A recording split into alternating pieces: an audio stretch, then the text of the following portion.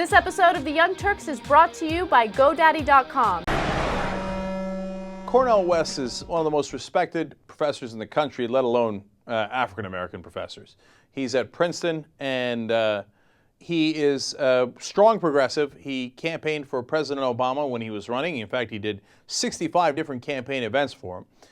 Now he has grown disillusioned with him. And he explains that it is partly personal and partly ideological. The personal part I don't really care about, and I wish he hadn't included, to be honest with you. He said that, he didn't get tickets to the inauguration, and the president has been rude to him when he saw him in person, questioning him on why he would challenge President Obama's status as a progressive, and also not returning his calls. I don't care about their personal drama.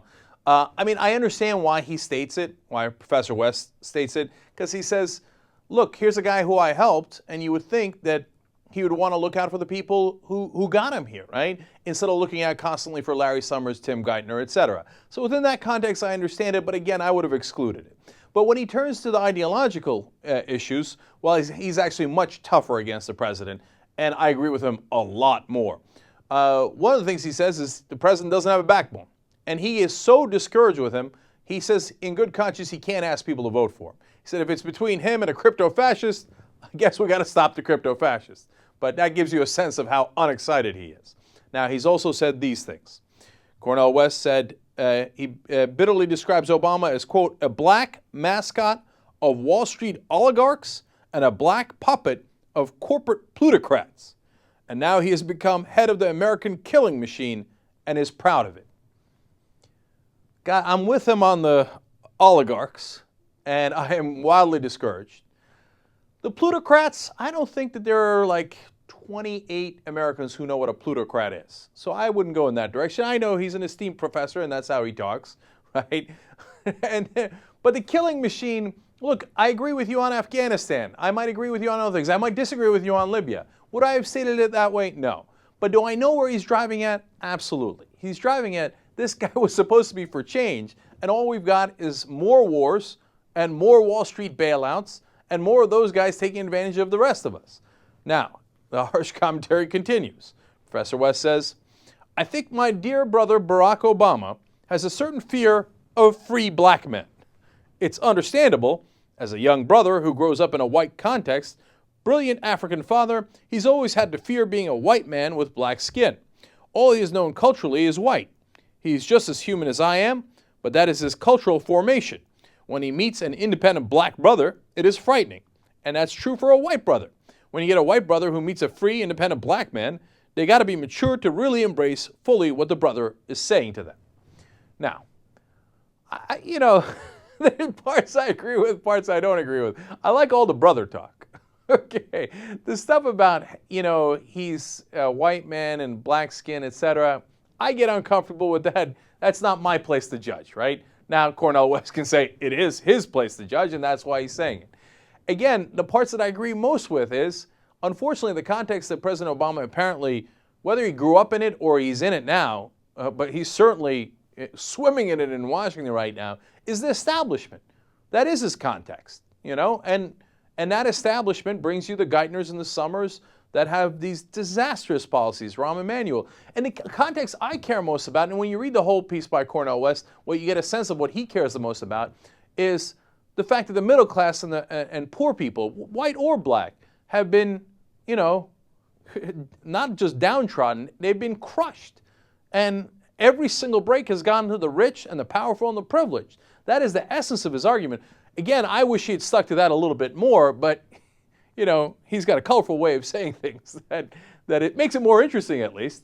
Maybe yes, I heard him Jack. a little bit more that, as we can see, the focus of everything he likes, not everything, but most things he says is how it affects his black brother.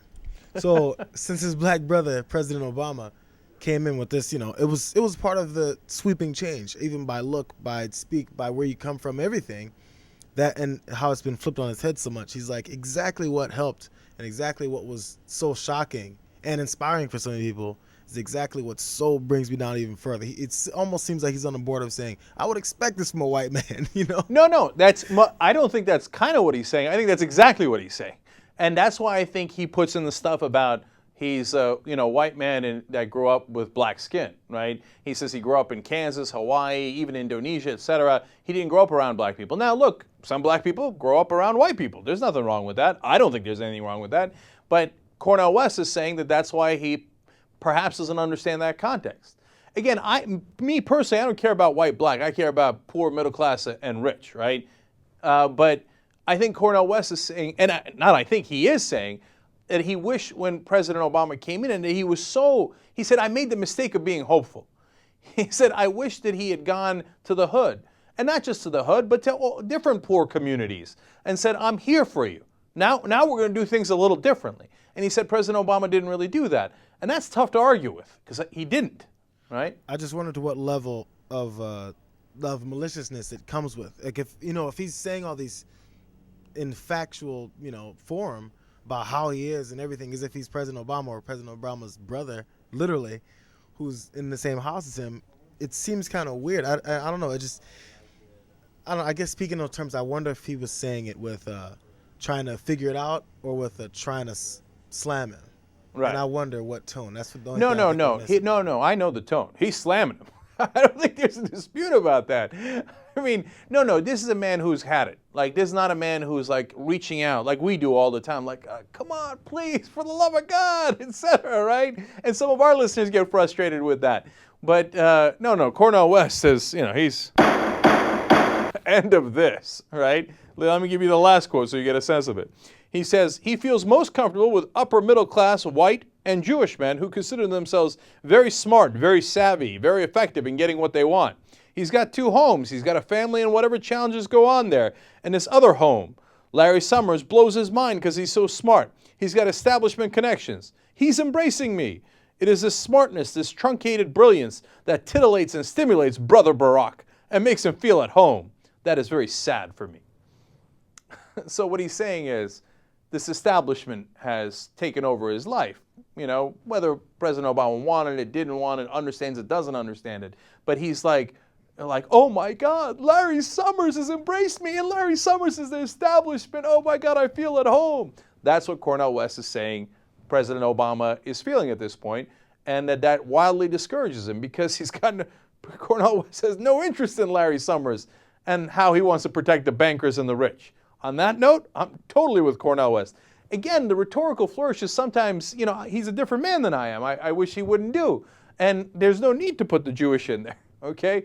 I mean, some of the advisors are Jewish, some of them aren't. Why bother putting that in there? That doesn't make any sense to me. But that's where he went. So I was the only one uncomfortable with that. Jonathan Capehart from the Washington Post was very uncomfortable with the whole thing. So he's going to go back at him.